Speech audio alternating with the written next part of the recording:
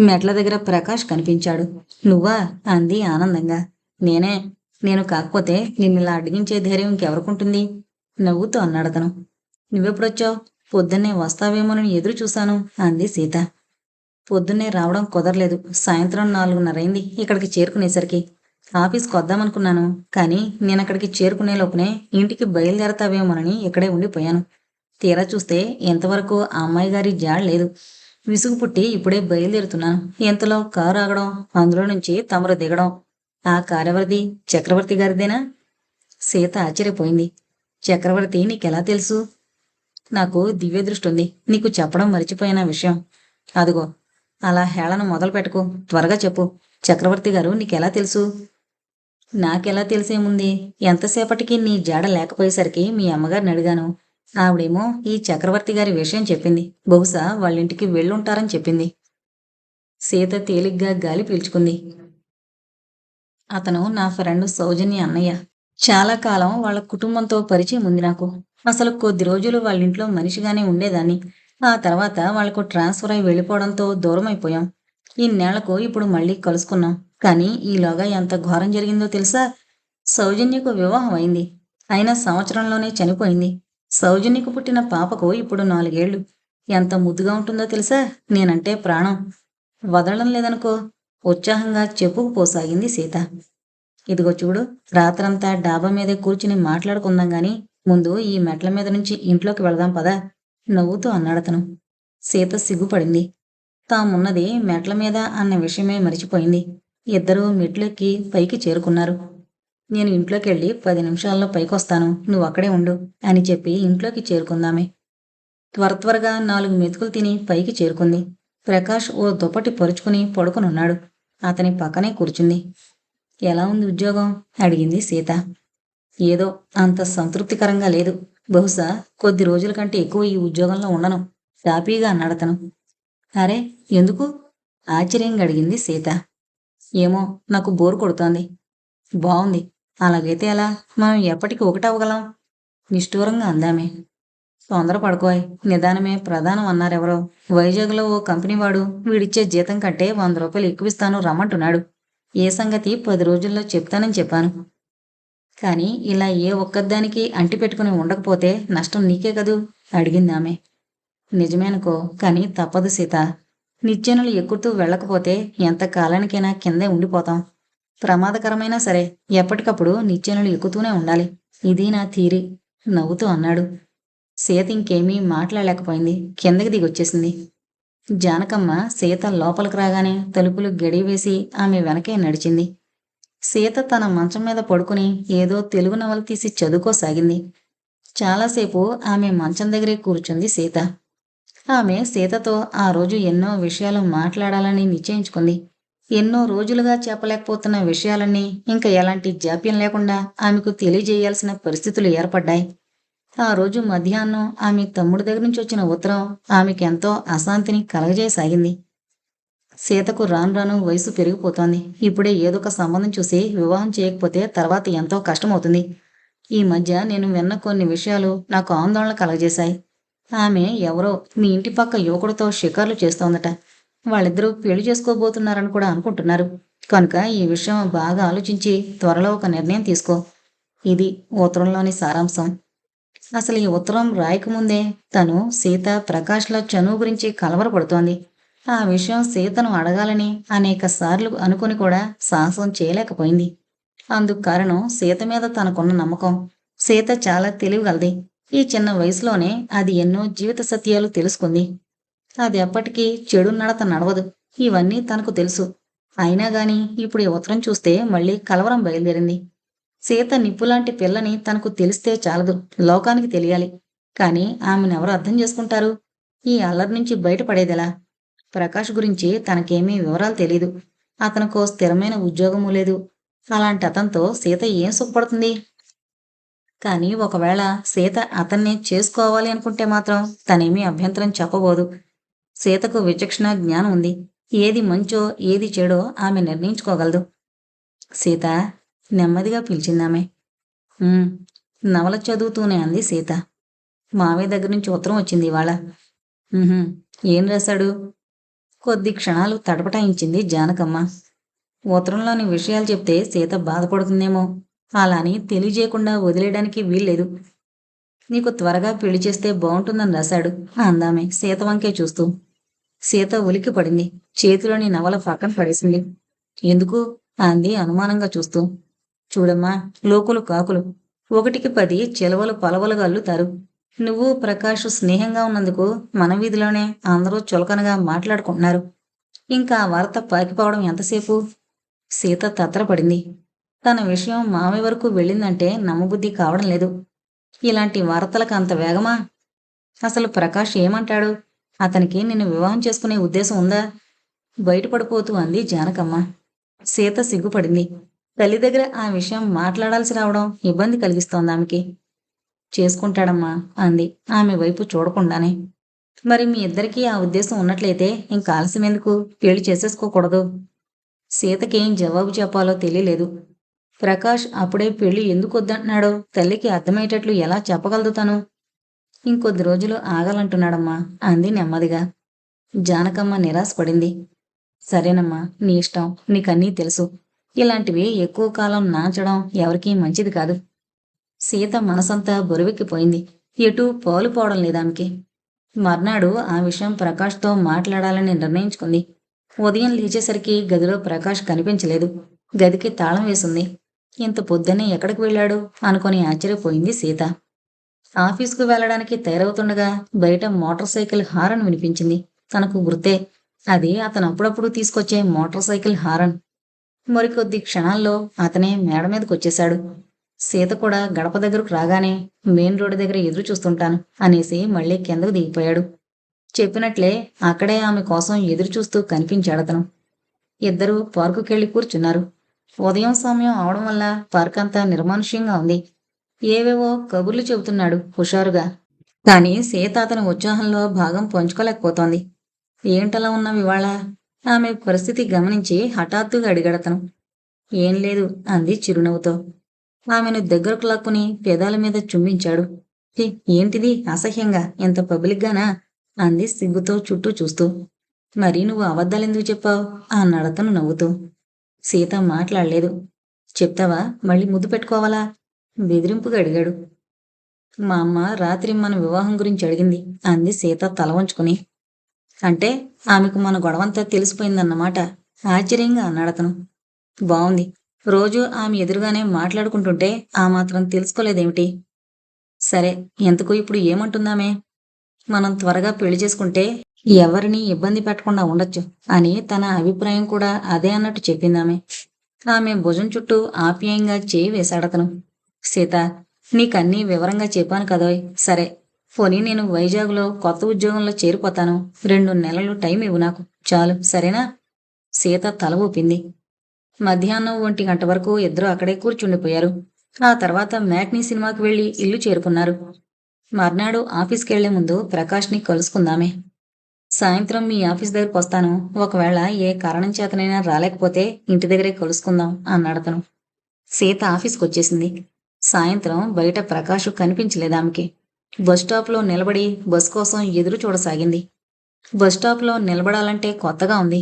4-5 రోజుల నుంచి చక్రవర్తి కారులోనే వెళుతోంది. చాలాసేపటి తర్వాత గాని బస్సు ఆగలేదు.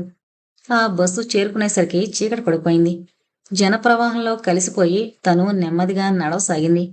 అందంగా అలంకరించిన షాపులు, షోకేసుల్లో కనిపించే అందమైన వస్తువులు, బొమ్మలు, వీటన్నింటినీ చూసి ఎన్ని రోజులైపోయింది?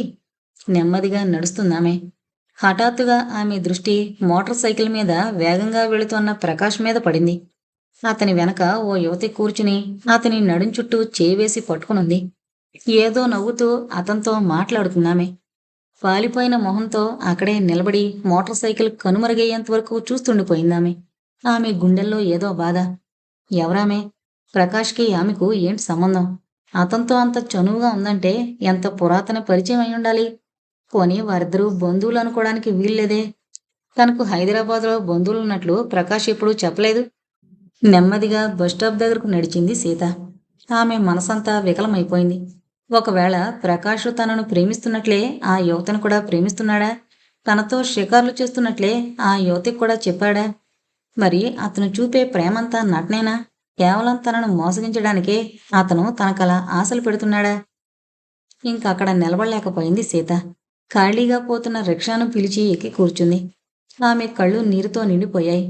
ఇల్లు చేరుకుని మౌనంగా పడకుర్చీలో పడుకుండిపోయింది. ఎప్పుడో నిద్ర పట్టిందో తెలీదు. మర్నాడు బాగా పొద్దెక్కాక గాని మెలకువ రాలేదు. కిటికీలో నుంచి ఎండ బాగా వేడిగా తగులుతోంది. కంగారుగా లేచి వాచీలో టైం చూసింది సీత. 9 అవుతోంది.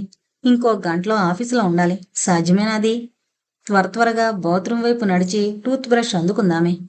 పోన్లేమ్మా, ఇవాళ ఒకరోజు సెలవు పెట్టేయకూడదు అంది జానకమ్మ ఆప్యాయంగా. వద్దమ్మా, వెళ్ళిపోవాలి. హడావిడిగా తయారయ్యి 4 మెతుకులు తిని బయటకు నడిచిందామె. సీత, తన గదిలో నుండి పిలిచాడు ప్రకాష్. సీత అతని వంక చూడకుండానే త్వరగా మెట్లు దిగసాగింది. సీత, ఈసారి మరింత గట్టిగా పిలిచాడతను. వినిపించుకోకుండా రోడ్డు మీదకు వచ్చేసిందామె. ప్రకాష్ ఉక్కిరిబిక్కిరయ్యాడు.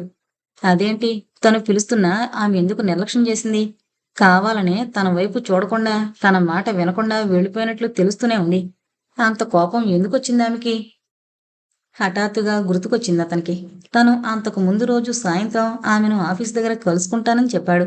కానీ అక్కడకు వెళ్ళలేదు. ఇంటి దగ్గర కూడా చాలా ఆలస్యంగా వచ్చాడు. అందుకే ఆమెకు కోపం వచ్చుంటుంది. వెంటనే ఆమె ఆఫీస్కైనా వెళ్ళి క్షమార్పణ చెప్పుకోవాలి. అంతవరకు తనకు మనశ్శాంతి ఉండదు. హడావిడిగా తను తయారవసాగాడు. సీత ఆఫీస్ చేరుకునేసరికి పావుగంట ఆలస్యం అయిపోయింది. హెడ్ క్లర్క్తో ఏం పేచీ వస్తుందోనని భయపడింది గాని ఆ రోజు హెడ్ క్లర్క్ రాలేదు. అమ్మయ్య అనుకుంటూ సీట్లో కూలబడింది నింపాదిగా. డ్రాయర్లో నుంచి ఓ ఇంగ్లీషు నవల తీసుకుని చదువుతూ కూర్చుంది సీత. గంట సేపైనా గడవకముందే తనకెదురుగా నిలబడి చిరునవ్వుతో కనిపించాడు ప్రకాష్. అతన్ని చూసి తడబడింది సీత. ఏంటి అంది గొంతు పెగల్చుకుని. కూర్చోమనడం తెలీదా ఏంటి? నవ్వుతూ అంటూ ఆమె టేబుల్ పక్కనే ఉన్న కుర్చీలో కూర్చున్నాడు. అతనిని చూస్తుంటే సీతకు కోపం ముంచుకొస్తోంది. పనేమీ లేకపోయినా బిజీగా ఉన్నట్లు కనిపించడానికని ఏదో అనవసరమైన లెటర్ తీసి టైప్ చేసాగిందామె. అంత కోపం పనికిరాదు ఎవరికైనా, నవ్వుతూ అన్నాడు ప్రకాష్ నెమ్మదిగా. తనకు పట్టనట్టే మౌనంగా ఊరుకుంది సీత. పలకడానికి కూడా ఇష్టం లేనంత పాపం నేనేం చేశానో తిరిగి అన్నాడతను. సీత ఇంకా ఊరుకోలేకపోయింది. నువ్వేం పాపం చేయలేదులే. అసలు నీకు పాపం అంటే ఏంటో తెలిస్తేగా చిన్న పాపాయివి, అమాయకుడివి. మోసం అంటే ఏంటో తెలియని వాడివి, అబద్ధాలు చెప్పని వాడివి. చాలా, ఇంక వెళ్ళు. ఆఫీసులో నేనేం మాట్లాడదలుచుకోలేదు కోపంగా అందామె. ప్రకాష్ కంగారు పడ్డాడు. అరే, అంత కోపం ఎందుకు? నేనేం చేశానో చెప్పరాదు? ప్రాధేయపూర్వకంగా అడిగాడతను. ఏమీ లేదన్నానుగా. నిన్ను కలుసుకోలేదనేనా? దయచేసి వెళ్ళిపో. ఆఫీస్ ఇది, పబ్లిక్ గార్డెన్ కాదు మనిద్దరం వాదించుకోవడానికి. మళ్ళీ టైప్ చేయడంలో నిమగ్నమైనట్లు నటిస్తూ అందామె. అతని ముఖం చిన్నబోయింది. సరే, సాయంత్రమే మాట్లాడదాంలే. 5ంటికి బయట నీకోసం ఎదురు చూస్తుంటాను అనేసి వెళ్ళిపోయాడతను. తను అతనితో కఠినంగా ప్రవర్తించినందుకు సంతోషపడింది సీత. అవును మరి, ఇదేం చిన్న విషయం కాదు. తను సీరియస్గా తీసుకోవాల్సిన విషయమే. ఒక విధంగా ఆలోచిస్తే తన భవిష్యత్తు ఈ సంఘటన మీదే ఆధారపడింది. సాయంత్రం అతనేం చెప్తాడో చూడాలి. చెప్పినట్లుగానే సీత ఆఫీస్ నుంచి బయటకొచ్చేసరికి ప్రకాష్ నుంచునున్నాడక్కడ. ఇద్దరూ ఆటోలో బయలుదేరారు. ఎక్కడికెళదాం? హోటల్లో కూర్చుందామా? అడిగాడు ప్రకాష్. హోటల్కి రాను. మరి ఏదైనా పార్కులో మాట్లాడుకుందాం. సరే. పావుగంటలో పార్కు ముందు ఆగింది ఆటో. ఇద్దరూ దిగి ఓ మూలకు నడిచి కూర్చున్నారు. ఇప్పుడు చెప్పు, నీ అలకకు కారణమేమిటో? నిన్న మోటార్ సైకిల్ మీద నిన్ను కౌగిలించుకుని కూర్చున్న అమ్మాయి ఎవరు? కసిగా అడిగింది సీత. ప్రకాష్ కంగారు పడిపోయాడు. అది ఆమె నాకు తెలిసినామె, అంతే. తెలిసినామె అలా సొంత పెళ్ళంలా కౌగిలించుకుని కూర్చుంటుందా? చ, ఆమె కౌగిలించుకుని కూర్చోలేదు. తప్పించుకోవడానికి ప్రయత్నిస్తూ అన్నాడతను. సరే, మీ ఇద్దరి భంగిమల గురించి మాట్లాడడం నాకు ఇష్టం లేదు. అంతటి చక్కని చనువున్న స్నేహితురాలన్నట్టు నువ్వెప్పుడూ నాకు చెప్పలేదేం? అంత అవసరం ఎప్పుడూ రాలేదు, అంతే సమర్థించుకుంటూ అన్నాడతను. ప్రకాష్, నాకిదేం నచ్చలేదు. ఇంకా నువ్వు అబద్ధాలు చెప్తున్నావు. నువ్వు తప్పు చేసిన దానికంటే ఆ తప్పుని కప్పిపుచ్చుకోవడానికి చేస్తున్న ప్రయత్నం నాకు అసహ్యం కలిగిస్తోంది. ప్రకాష్కి అర్థమైపోయింది. తానింకా అబద్ధాలు చెప్తే మంచి జరగకపోగా చెడు ఎదురవుతుంది. అయినా తను లలితను మోటార్ సైకిల్ మీద తీసుకువెళ్లడం సీత ఎక్కడ చూసిందో అర్థం కావడం లేదు. అది కేవలం తన బ్యాడ్ లక్, అంతే. నిజమే సీత, నేను తప్పు చేశాను. పశ్చాత్తాప పడుతున్నట్లుగా అన్నాడతను సీత కళ్ళలోకి చూస్తూ. సీత మనసులోని కోపమంతా మంచులా కరిగిపోయింది. అసలు ఆ అమ్మాయి ఎవరు? అడిగింది సౌమ్యంగా. చాలా రోజుల క్రితం ఓ సినిమా హాల్లో పరిచయమైంది. ఇద్దరం చాలా రోజులు కలిసి సినిమాలకు, షికార్లకు తిరిగాం. అయినా ఆమెను పెళ్లాడాలి అన్న దృష్టి నాకెప్పుడూ లేదు. కానీ ఆ అమ్మాయి మాత్రం నన్నే చేసుకోవాలని పట్టుపట్టింది. అకస్మాత్తుగా నీతో పరిచయమైంది. కేవలం నీ పొందు కోసం నేను మన పరిచయాన్ని పెంచాననుకోవడం తప్పు. నిన్ను చూసిన క్షణంలోనే నువ్వు శాశ్వతంగా నా దానివైతే ఎంత బావుంటుందో అనిపించింది. ఎప్పటికైనా నిన్నే వివాహం చేసుకోవాలని, లేకపోతే జీవితాంతం వివాహం చేసుకోకూడదని కూడా నిర్ణయించుకున్నాను. ఆ రోజు నుంచి మళ్ళీ ఆ అమ్మాయి దగ్గరకు వెళ్ళలేదు. పూర్తిగా ఆమెను మరిచిపోయాను. ఈ సాన్నిధ్యంలో కొత్త జీవితం ప్రారంభించాను. నిన్న మా ఫ్రెండ్ దగ్గరికి వెళుతుంటే అకస్మాత్తుగా ఆ అమ్మాయి కనిపించింది. నన్ను ఎంతో నిందించింది. అన్నీ విని నాకెప్పుడూ ఆమెను వివాహం చేసుకునే ఉద్దేశం లేదని చెప్పేశాను. కనీసం స్నేహితురాలుగానైనా తనను అభిమానించమని బ్రతిమిలాడింది. గత్యంతరం లేక ఒప్పుకున్నాను. ఇద్దరం కలిసి కాసేపు తిరిగాం. తర్వాత ఆమె వెళ్ళిపోయింది. మరోసారి కలుసుకోనని చెప్పొచ్చేశాను. ఇది జరిగింది. ఇందులో నా తప్పేముందో చెప్పు. పోనీ ఇదే తప్పైతే ఏం శిక్ష విధిస్తావో విధించు. ఆనందంగా శిరస వహిస్తాను. గంభీరంగా అన్నాడతను. సీత చలించిపోయింది. అతనికి తన మీదే ప్రేముంది. తనని అంతగా ప్రేమిస్తున్నాడు. ఇదే తను తెలుసుకోవాలనుకుంది. ఆ ప్రేమ కొరవడిందేమోనని తను భయపడింది. సారీ ప్రకాష్. నీ మనసు నొప్పించాను. కానీ నా స్థానంలో ఎవరున్నా అంతకంటే ఏం చేయగలరు? మరింకెప్పుడు ఆ అమ్మాయితో తిరగనని చెప్పు ప్రకాష్. నాకు సంతృప్తిగా ఉంటుంది. తల వంచుకునంది సీత. ప్రకాష్ ఆమె చేతిని తన చేతుల్లోకి తీసుకుని ఆనందంగా నిమిరాడు. డియర్ సీత, నన్ను నమ్మలేవా? నిన్ను నమ్ముతాను ప్రకాష్. కానీ నీ అందాన్ని నమ్మలేను. నాలాగే నిన్ను స్వంతం చేసుకోవడానికి ఎంతోమంది స్త్రీలు ప్రయత్నించొచ్చు. అలాంటప్పుడు నాకంటే అందమైన అమ్మాయి కనబడితే నిన్ను నువ్వు కాపాడుకోగలవా? నీ మనసు మీద నీకు అదుకుంటుందా? ప్రకాష్ నవ్వేశాడు. నో సీత, నీకు ప్రామిస్ చేస్తున్నాను. నాకు సీత చాలు. సీత ప్రేమ, సీత కౌగిలి, సీత సాన్నిధ్యం ఇవే చాలు. ఇంకేమీ అవసరం లేదు. ఇంకెవరూ వద్దు ఆవేశంగా అన్నాడు. కొద్దిసేపటి తర్వాత తేలికైన మనసులతో ఇద్దరూ ఇంటివైపు బయలుదేరారు. ఇల్లు చేరుకున్నారు ఇద్దరు. మర్నాడు ఉదయం చక్రవర్తి ఇంటికొచ్చే వరకు తను అతనికిచ్చిన మాట గుర్తుకు రాలేదు సీతకు. సారీ, ఇవాళ మీ ఇంటికొస్తానని చెప్పిన విషయమే మర్చిపోయాను నవ్వుతూ అంది. పర్వాలేదులేండి, మీరు మర్చిపోయినా నేను మర్చిపోనుగా అతను నవ్వుతూ అన్నాడు. కొద్దిసేపట్లో తయారైందామె. మీ అమ్మగారిని కూడా తీసుకువెళదాం ఇవాళ అన్నాడు చక్రవర్తి. జానకమ్మ ముందు అభ్యంతరం చెప్పినా అతను బలవంతం చేసేసరికి కాదనలేకపోయింది. ముగ్గురు కారులో చక్రవర్తి ఇంటికి చేరుకున్నారు. కారు హారన వినగానే డాలు పరుగుతూ వచ్చింది. జానకమ్మను ఆదరంగా ఆహ్వానించింది శారదాంబ. చక్రవర్తి తన గదిలోకి వెళ్ళిపోయాడు. చాలాసేపు డాల్తో పాటు ఇల్లంతా తిరిగి కబుర్లు వింటూ గడిపింది సీత. డాల్ని తీసుకుని చక్రవర్తి గదిలోకి నడిచిందామె. మంచం మీద పడుకుని ఏదో ఇంగ్లీషు నవల చదువుకుంటున్నాడు అతను. కట్టెను తొలగించి లోపలికి చూస్తున్న సీతను చూసి చిరునవ్వుతో లేచి కూర్చున్నాడు. బావుంది మీ అతిథి మర్యాద. నన్ను మీ ఇంటికి తీసుకొచ్చి మీరు హాయిగా నవల చదువుకుంటూ పడుకున్నారా? నవ్వుతూ అంది సీత. ఆమె నవ్వు చూస్తూనే అతను అపరిమితుడైపోయాడు. పరిసరాలు కూడా మరిచిపోయి తనను ఉత్తేజితుణ్ణి చేస్తున్న ఆమె అందమే తన్నారకుండా చూస్తుండిపోయాడు కొద్ది క్షణాలు. అతనలా తనని చూస్తుండిపోవడం గమనించి సీత సిగ్గుపడింది. అంతలోనే అతను తెప్పరిల్లి రండి ఇలా కూర్చోండి అంటూ ఆమెను ఆహ్వానించాడు. సీత లోపలకు నడిచి కుర్చీలో కూర్చుంది. సారీ, మీరు మరోలా అనుకోకండి. మీకు ఇబ్బంది కలిగించకూడదనే దూరంగా ఉన్నాను నొచ్చుకుంటూ అన్నాడతను. నేను అలాంటి అభిప్రాయాన్ని మీకు ఎప్పుడైనా కలిగించానా? అడిగింది సీత. మీరు నన్ను మరోలా అర్థం చేసుకున్నారేమోనని భయంగా ఉంది సీత. నిజం చెప్పాలంటే నేను అది వరకంత చనువుగా మీతో ఉండకపోవడానికి కారణం ఉంది. మీరు ప్రకాష్ని ప్రేమించారు. మీ ఇద్దరూ త్వరలో వివాహం చేసుకోబోతున్నట్లు చెప్పారు. అలాంటప్పుడు మనం ఇంకా అదివరలానే ముసులుతుంటే మీకు అభ్యంతరం లేకపోయినా అతనికి ఉండొచ్చు కదా. నా వల్ల మీ ఇద్దరి మధ్య చిన్న వాదన కూడా జరగకూడదనేది నా అభిమతం. అంతే, ఇంతకు మించి మరే కారణమూ లేదు. నన్ను నమ్ముతారు కదూ? దీనంగా అడిగాడతను. సీతకు అర్థమైపోయింది. అతని మీద అభిమానం ఇనుముడించింది ఆమెకి. మీది మరీ సున్నితమైన మనసు.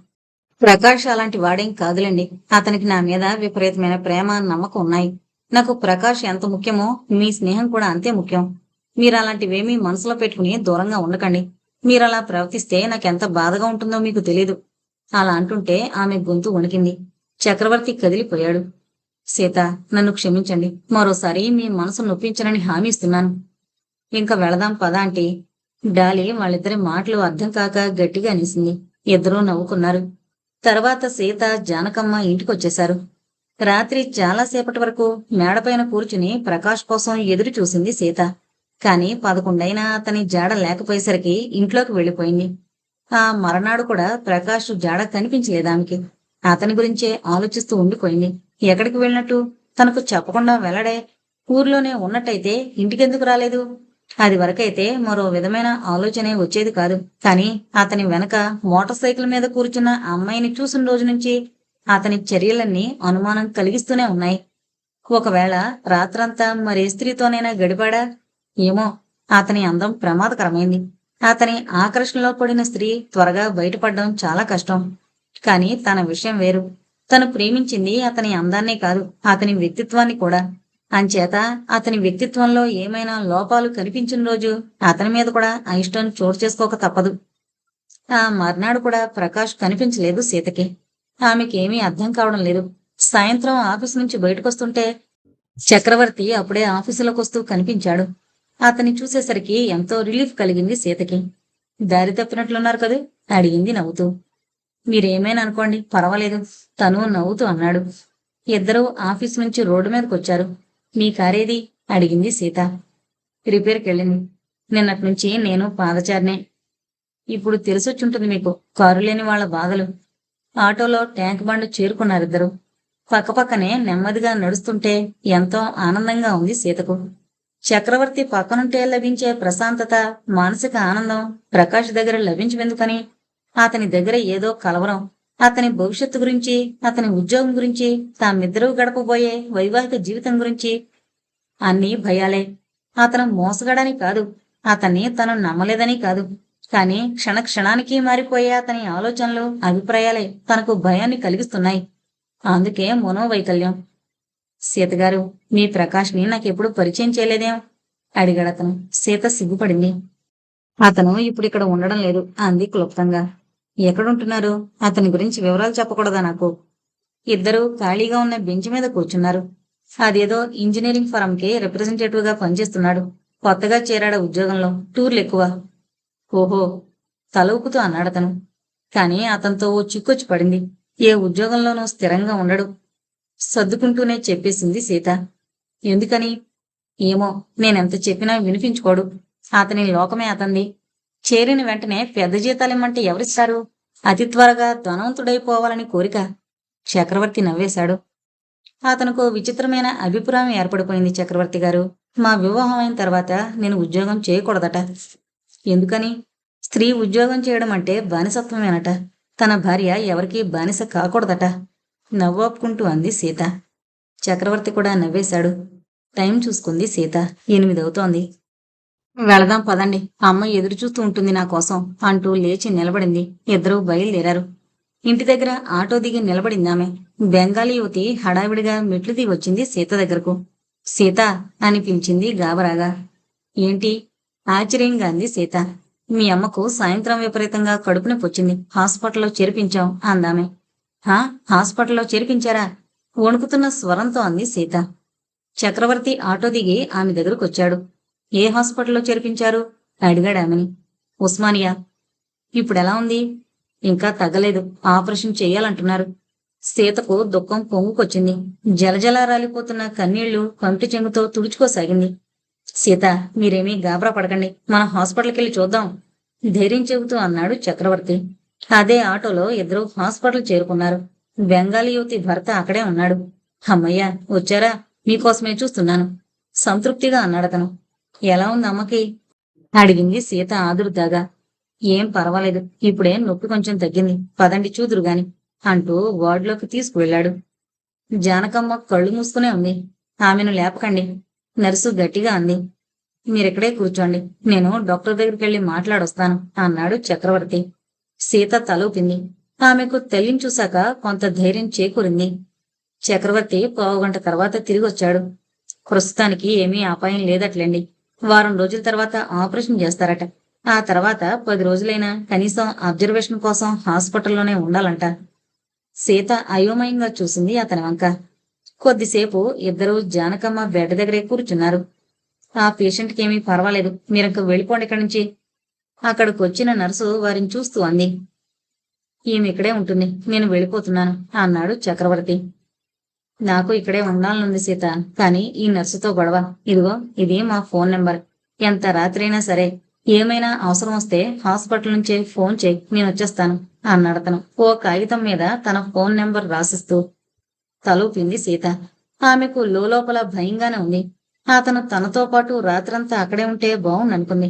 కానీ ఆ విషయం ఎలా చెప్పాలో తెలియడం లేదు. అదీగాక అతను ఆడవాళ్ల వార్డులో ఉండడం కూడా బావుండదు. మరి కొద్దిసేపు మాట్లాడి నేను వెళ్ళనా అంటూ అడిగాడతను. సీత అయిష్టంగానే తలూపింది. అతను వెళ్ళిపోయాడు.